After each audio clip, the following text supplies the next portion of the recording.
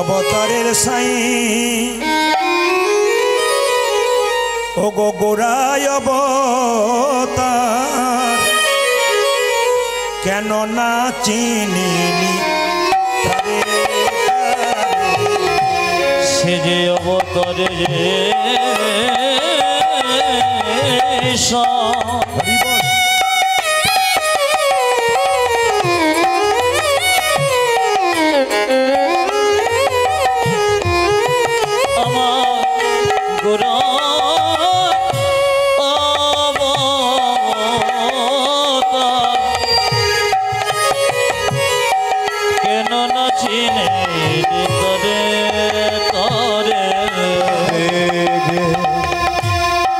অবতারে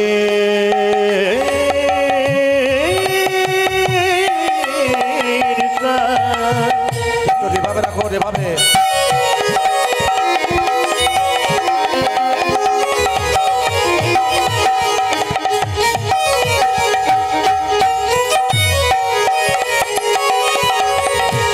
আমার গোড়া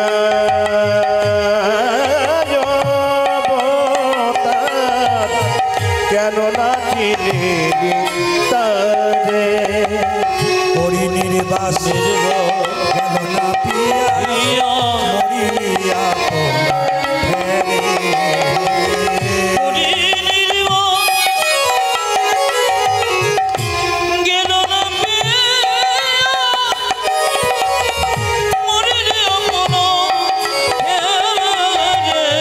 হরি নির্বাসে কেন না পিয়াস মরিয়া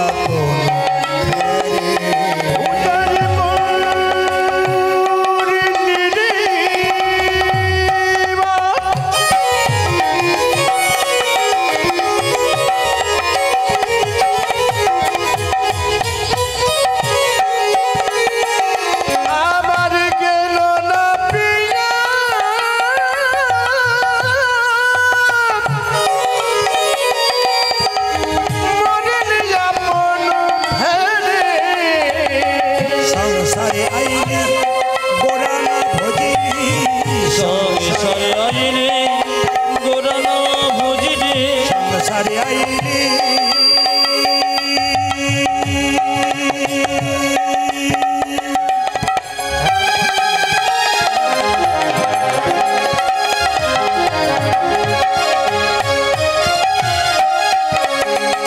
তোরা ভজলি না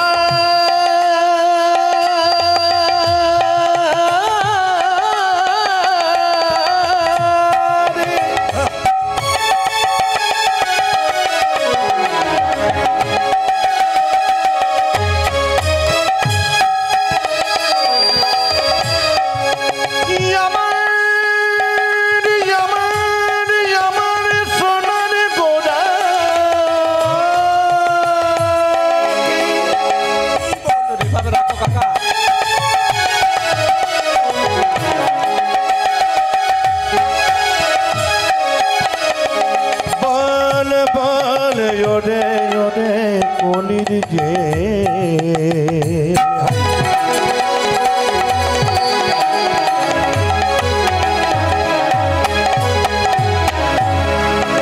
কেন সংসারে যাইলি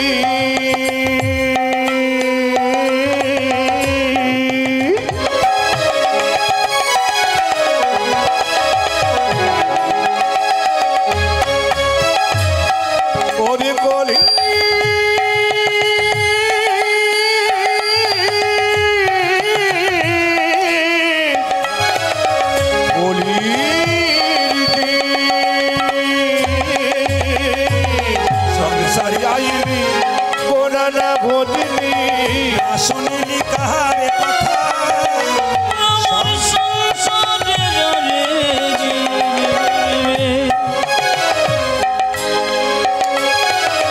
গোরানা ভজিলি না শুনিলি কাহার কথা অকুল দুকুলি খাইলি তোরা একুল অকুল দুকুল খাইলি একুল অকুল দুকুলি খাইলি একুল অকুল দুকুল খাইলি খাইলি লোচন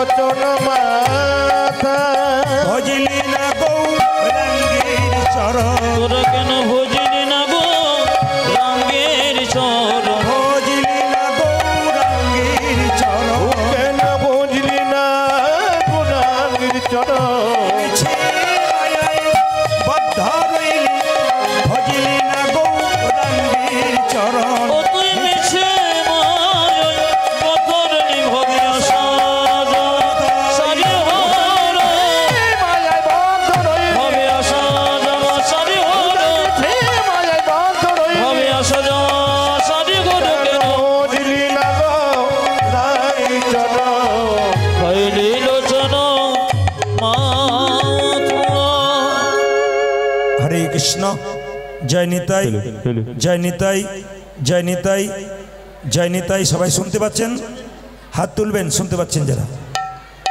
আচ্ছা পেছনের দিকে তাকান হাত নাড়াচ্ছে শুনতে পাচ্ছেন পেছনের দিকে বলুন শুনতে পাচ্ছেন এই দুটো বক্সে কীর্তন হয় এত বড় আসর ওই দুটো বক্সে কীর্তনটা ম্যানেজ করা যায় ওই দুটো বক্সে মাত্র এত বড় আসর ম্যানেজ করা যায় ধন্য দিলাম আপনাকে দুটি বক্সের উপরে এত বড় আসর মেকআপ করা যায়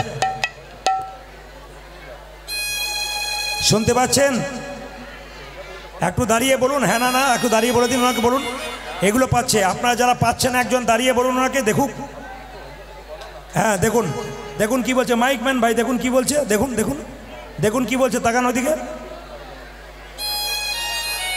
জয় নিতাই জয় নিতাই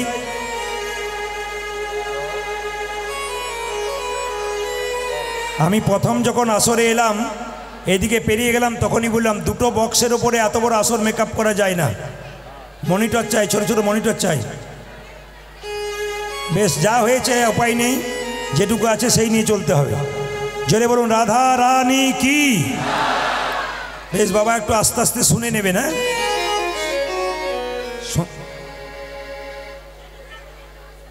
বুঝতে পারছি না কিছু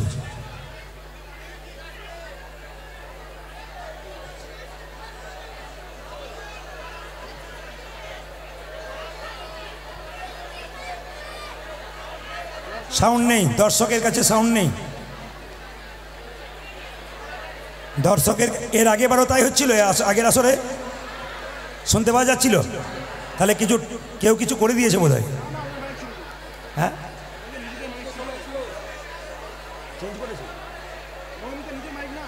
ও জয় নিতাই জয় নিতাই টোন বাড়াও টোন বাড়াও টোন বাড়াও সাউন্ড টোন বাড়াও ওখানে বাড়াও জয় নিতাই জয় নিতাই জয় নিতাই এটা কোথায় লুকিয়েছিল জয় নিতাই জয় নিতাই বেশ বেশ বেশ বেশ এগুলো মাইকম্যানদের নজর থাকা দরকার জোরে একবার উলু ধরে দিন মায়েরা নিতাই গৌর হরি হরি হরি বল হরি বল বেশ বেশ বেশ আগত সমস্ত ভক্ত এবং ভক্তিমতী মায়েদের চরণে কীর্তনিয়া প্রদীপ পাল এবং সম্প্রদায়ের কোটি কোটি দণ্ডবত প্রণাম রইল অভিনন্দন জানালাম কীর্তন যারা করাচ্ছেন অভিনন্দন জানালাম ভগবানের কাছে প্রার্থনা করলাম এই রাধানগরে হরিবাসর আরও সুন্দর থেকে সুন্দরতর হোক এটা রাধানগর তো রাধানগরে হরিবাসর সুন্দর থেকে সুন্দরতর হোক আপনাদের মতো বৈষ্ণব ভক্তদের পদধূলিতে এই স্থানটি নবদ্বীপ তথা বৃন্দাবনে পরিণত হয়ে যাক নিতাই গৌর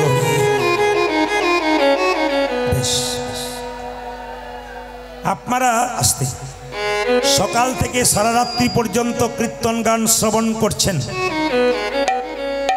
কীর্তন শুনবেন হৃদয়ে নিয়ে যাবেন জীবনে ব্যবহার করবেন আপনার জীবন সুন্দর হবে প্রথম প্রশ্ন হবে যিনি গৌরাঙ্গ মহাপ্রভু তিনি জন্ম নিয়েছিলেন কত সালে 1407 শতাব্দের ফাল্গুন মাসের পূর্ণিমা তিথিতে তিনি জন্মগ্রহণ করলেন সবার কাছে নিবেদন রইল দোল পূর্ণিমার দিনে দোল পূর্ণিমা তিথিতে মহাপ্রভুর জন্ম হলো, কিন্তু লজ্জার ব্যাপার আপনাদের বাচ্চার জন্যে আপনারা যীশুখ্রিস্টের জন্মদিনে কেক কিনে আনছেন, বাচ্চাদেরকে বুঝিয়ে দিচ্ছেন আজকে যীশুখ্রিস্টের জন্মদিন। সবচাইতে দুঃখের ব্যাপার, মহাপ্রভু কবে জন্ম নিল আমরা কেউ জানতেই পারলাম না। শুনে নিন, শুধু আমরা জানলাম না তা নয়, আমাদের বাচ্চাগুলোকে বোকা সাজিয়ে রেখে দিলাম। কেন?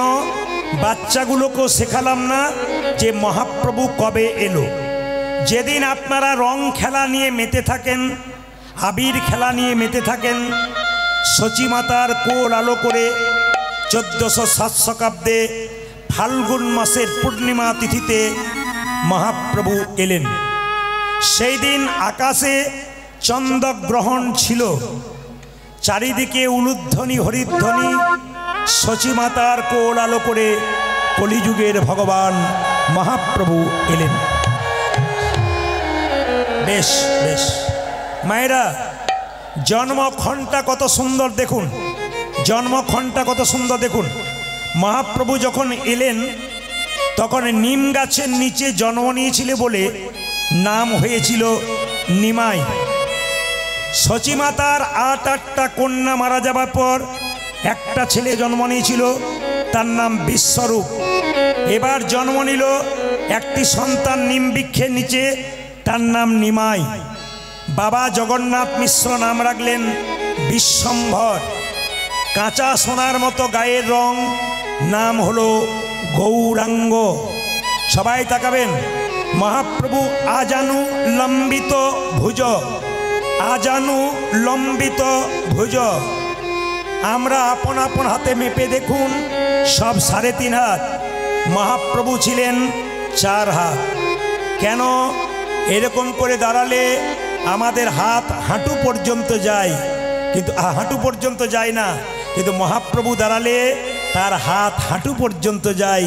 মহাপ্রভুকে আজানু লম্বিত ভুজ বলা। এইবার মায়েরা, প্রথমবার বিয়ে করলেন বল্লভাচার্যের কন্যা লক্ষ্মীপ্রিয়ার সঙ্গে, তার সঙ্গে 5 বছর সংসার করল। লক্ষ্মীপ্রিয়া সাপে কেটে মারা গেল। দ্বিতীয় বিয়ে করল বিষ্ণুপ্রিয়া, সনাতন মিশ্রের কন্যা, তার সঙ্গে বিয়ে হলো। কিন্তু বাবা জগন্নাথ মিশ্র যখন মারা গেলেন, একসঙ্গে লক্ষ্মীপ্রিয়া এবং বাবার পিণ্ডদান করার জন্যে মহাপ্রভু গেলেন গয়াতে। আর গয়ার পথে যাবার সময় একজনের সঙ্গে পরিচয় হলো, তার নাম ঈশ্বরপুরী। তার কাছ থেকে মহাপ্রভু গোপাল মন্ত্রে দীক্ষিত হলেন। আর যখন থেকে গোপাল মন্ত্রে দীক্ষিত হলেন, তখন থেকে মহাপ্রভু শুধু কৃষ্ণ কৃষ্ণ কৃষ্ণ বলে কাঁদতে থাকেন। তখন থেকে মহাপ্রভু শুধু কৃষ্ণ কৃষ্ণ বলে কাঁদতে থাকেন। তাকাবেন, সন্ন্যাস নেবেন সিদ্ধান্ত করলেন।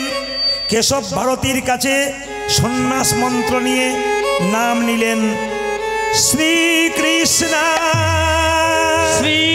শ্রীকৃষ্ণ চৈতন্য প্রভু চৈতন্য প্রভু শ্রীকৃষ্ণ শ্রীকৃষ্ণ চৈতন্য প্রভু চৈতন্য প্রভু।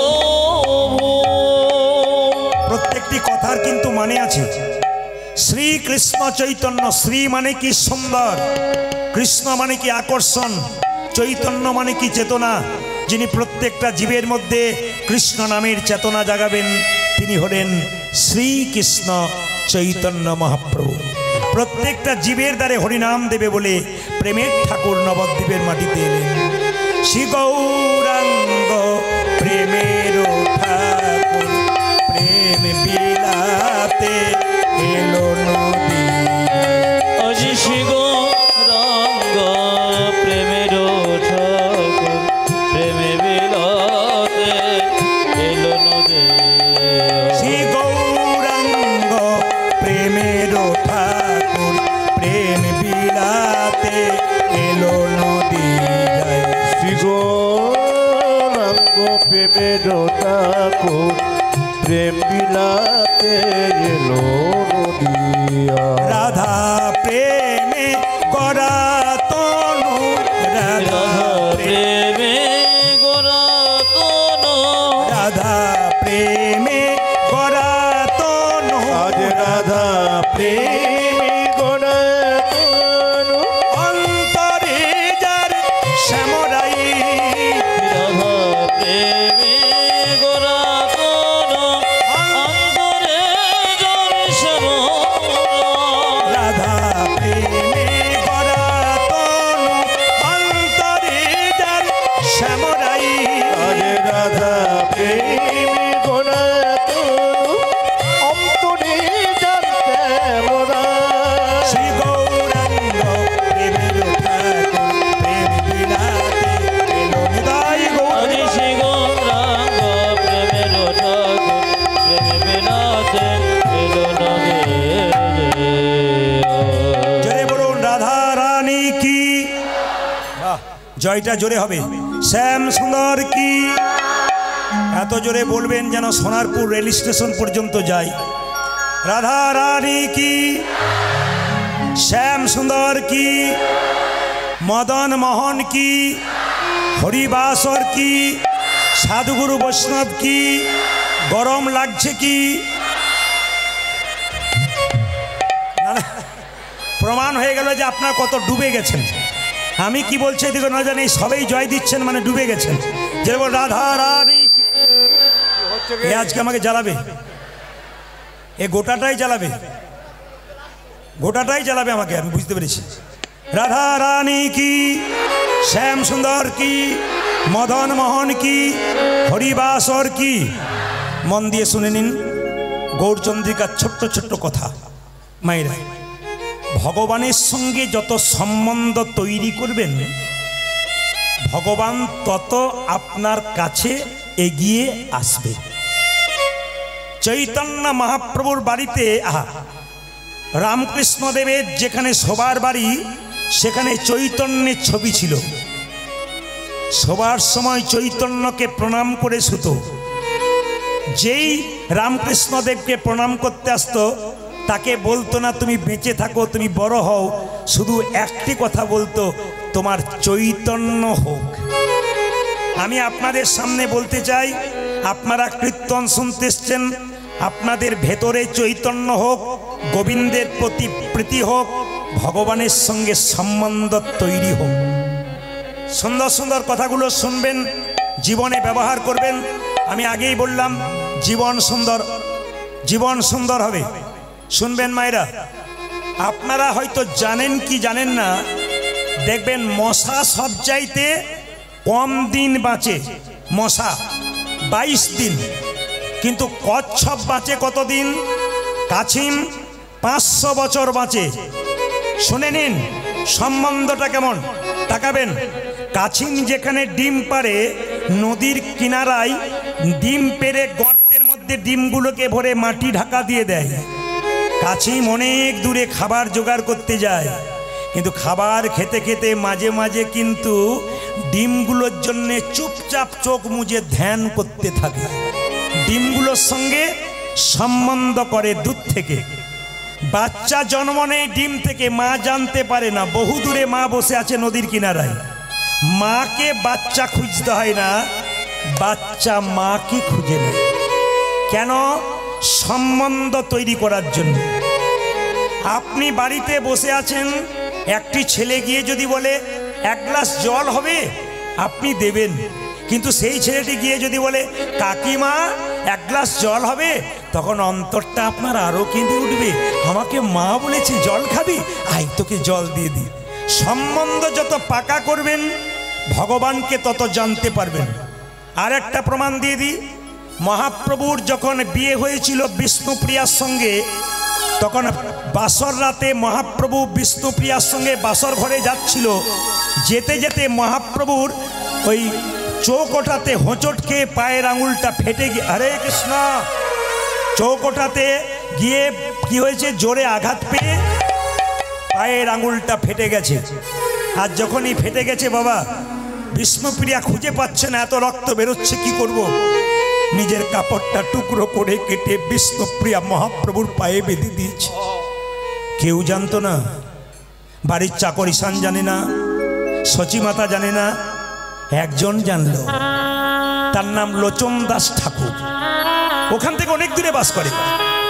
কয়েকদিন পর একটা কাগজ এনে মহাপ্রভুকে বলল, প্রভু একবার দেখো তো কাগজটা পড়ে। লোচন, ও লোচন, বলে কি? রাত্রিবেলায় বাসর ঘরে গেলাম, আমি জোরে হোঁচট খেয়ে পড়লাম, আমার পাটা ফেটে গেল, বিষ্ণুপ্রিয়া আমার পায়ে নিজের কাপড়টা টুকরো করে কেটে বেঁধে দিল। এটা তো ঈশান জানে না, মা জানে না, তুমি জানলে কি করে? বলে আমি যত দূরেই থাকি প্রভু, আমি সব সময় তোমার ধ্যান করি, তুমি কখন কি করছো আমি জেনে তাই গৌর হরি বল বলে ধ্যান। ভক্ত যদি চোখের জলে ভগবানকে ডাকে, ভগবান কি না দেখা দিয়ে থাকতে পারে? কৃষ্ণ বলে কাঁদো, সংসারের জন্য কেঁদো না, সংসারের জন্য কেঁদো না। হা কৃষ্ণ প্রাণে গোবিন্দ বলে কাঁদো, গোবিন্দ বলে কাঁদো।